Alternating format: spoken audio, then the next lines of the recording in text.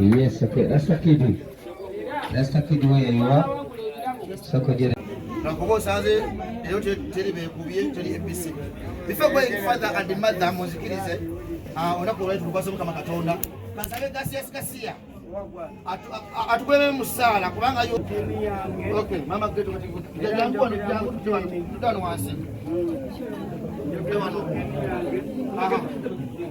alhamdulillah allahumma aman sene musajja musilamu naye nesiba mu Ghetto mkulwa kubanga hapa abade ngamba aye mukama katonda yatubeerera wongoto ale tumoyo kapati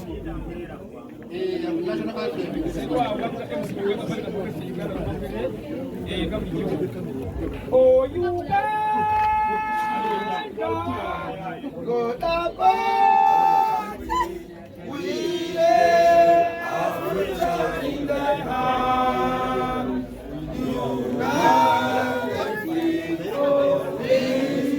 you together we always stand. Kiwa cha Buganda.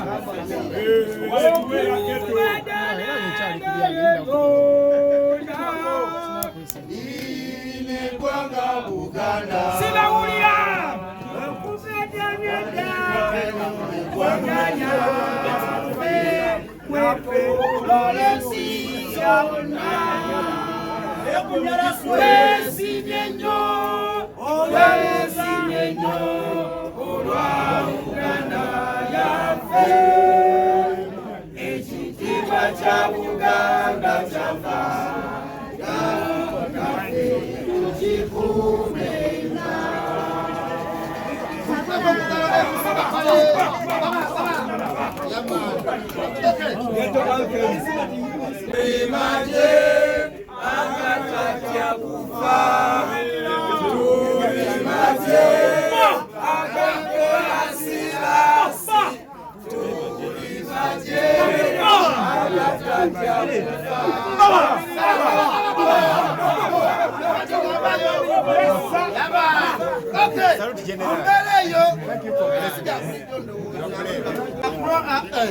What are you?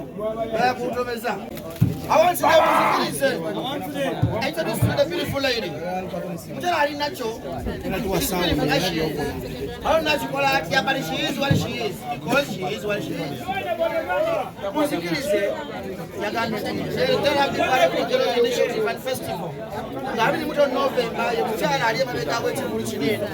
November, omuli awadi zaabwe n'okubanga alabise simanyi kyali kubanga kiri amanyo g'emmeeru era bw'asinga kituufu mmeeru wasinga baseka Sudani okubye nnyo oluseke amanyo g'ekakuma omusajja gwadde wali It's beautiful.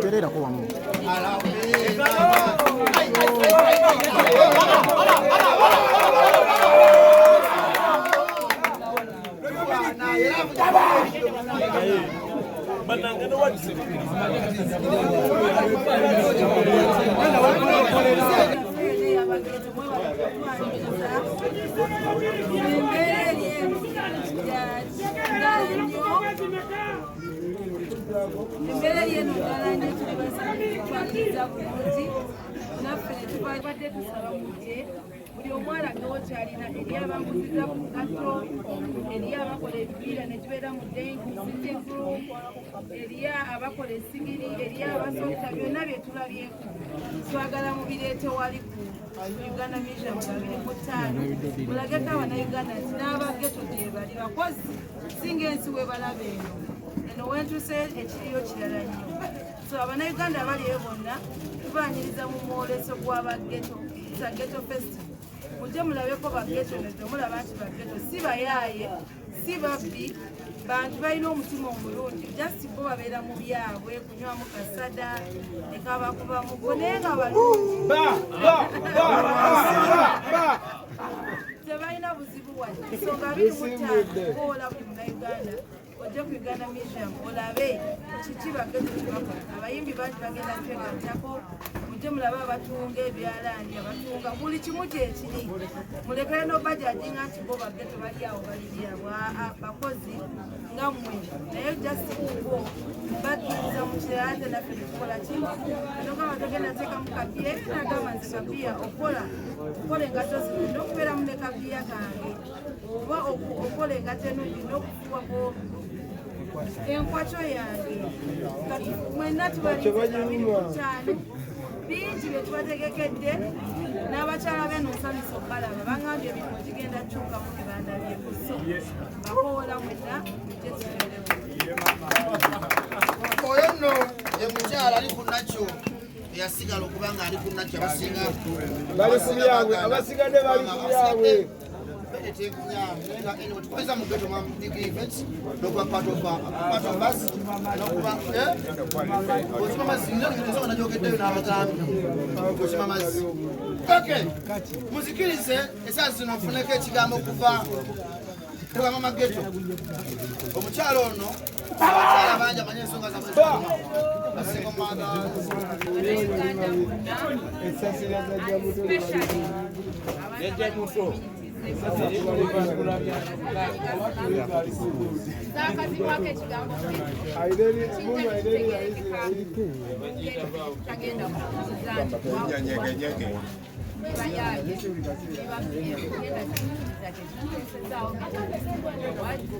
era nkunda buli muntu ali mu Ghetto nga kyoli nga kyokola kyogera ku ggwanga kizimba komitiyo eremu oba endala abali mu byemizannyo abali mu byobulamu abali mu bya environment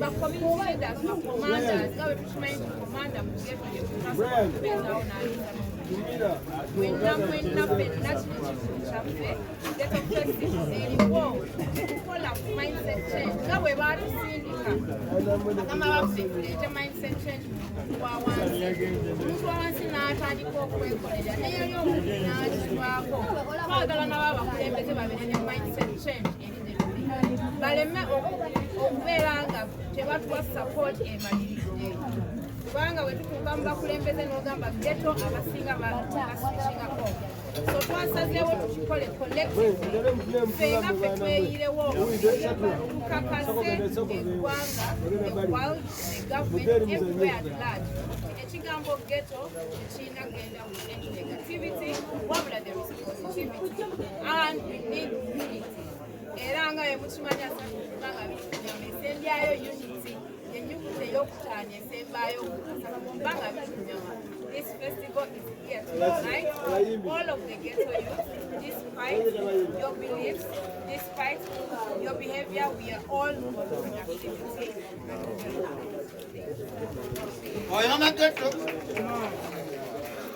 I want to extend a special thanks to all our sponsors, all our supporters. I really thank Biggie. As a young promoter, Biggie, you need the owner support. We are the same federation of promoters. So I'm so glad to be working alongside a fellow strong woman. I also thank Sam's Royal Milk, ABPR 256 Sudan Web local activations. I also thank Uganda Boxing Federation. As I mentioned, we have sports, and so we are going to have inspiring competitions there. I thank KBS TV, especially I thank Next Media, Sanika TV and Next Radio for standing up and coming in as our main media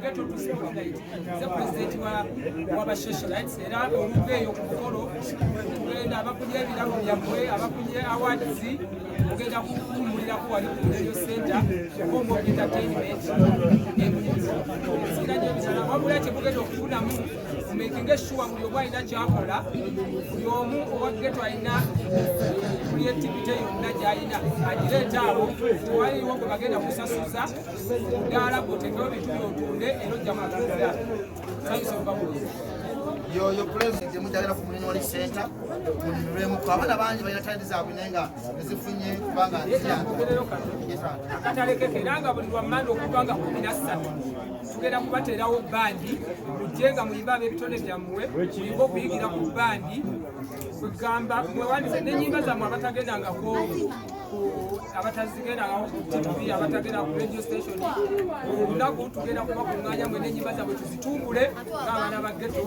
because ekintu kiri from Ghetto to spotlight. Okay, omukulu oyo tukweyanziza nnyo taata namawulirago gwadabana ba Ghetto nti eva naye kati bintu bya ddala si bya ssuubi bigenda kubeera bya ddala onaku olero nange nyerbaniza mu kataba kubanga balesa bantu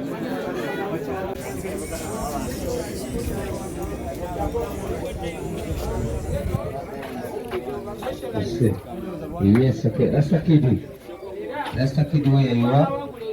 So could you